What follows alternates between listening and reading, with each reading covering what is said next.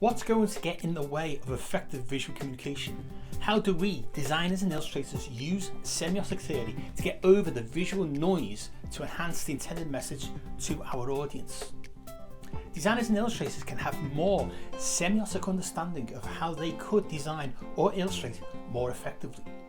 These are the things that semiotics can really help with, but which semiotic theory is best for illustrators and designers? One semiotic theory was developed in Europe, and we have Charles Sanders Peirce in North America, who we will focus on. His pragmatic semiotic theory of sign action or semiosis is very useful to creatives. As far as graphic designers and illustrators are concerned, Peircean semiosis, a word he defined himself, which basically means sign action, can be applied to